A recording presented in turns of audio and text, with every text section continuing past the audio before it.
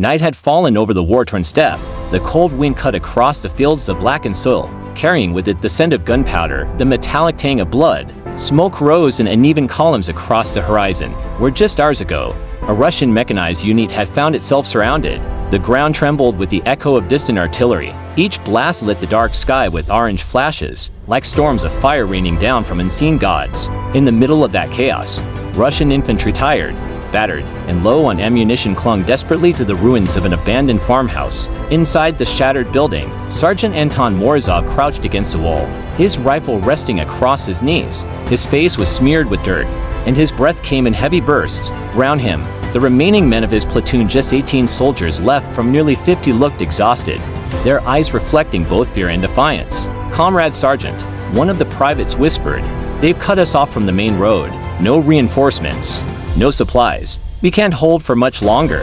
Morozov clenched his jaw. He knew the soldier was right. Ukrainian forces had encircled them during a surprise maneuver, striking from multiple directions at once. Armored vehicles prowled in the distance, and sniper fire cracked through the night whenever one of his men dared to peek from the windows. Every minute that passed tightened the noose around their necks. Far away, the Ukrainians had set up a temporary command post inside a ruined grain silo. Colonel Dmytro Shevchenko leaned over a map spread across a crate.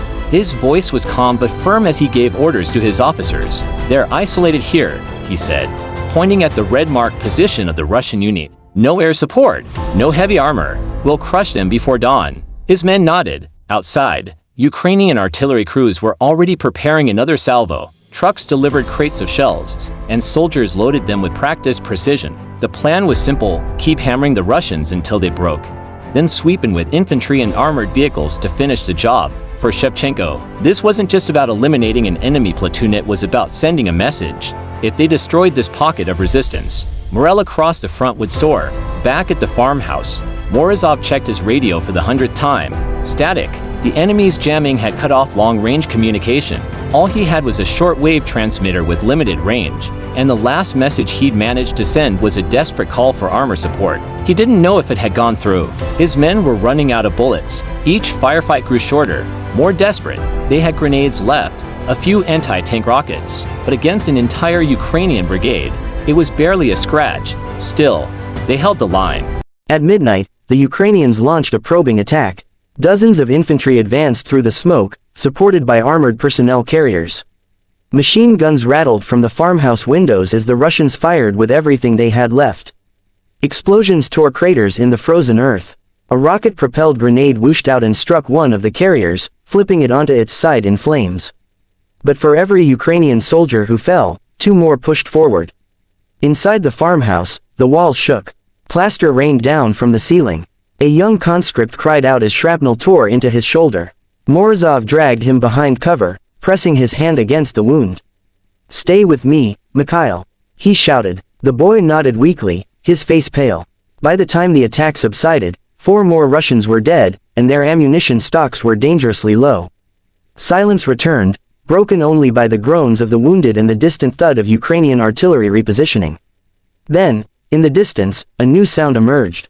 At first, it was faint, a low rumble beneath the earth, like thunder rolling across the steppe. Soldiers on both sides paused, straining to listen. Morozov's eyes widened. He knew that sound. Every tanker knew it, the deep, metallic growl of a T-90M, Proryv. Far to the east, beyond the smoke-filled horizon, a column of Russian armor was on the move. At the front of the column was the beast itself, the T-90M, the most advanced tank in Russia's arsenal. Its angular armor gleamed under the moonlight, coated with reactive panels that could deflect incoming missiles. The 125mm smoothbore gun jutted forward like a spear, ready to pierce anything in its path.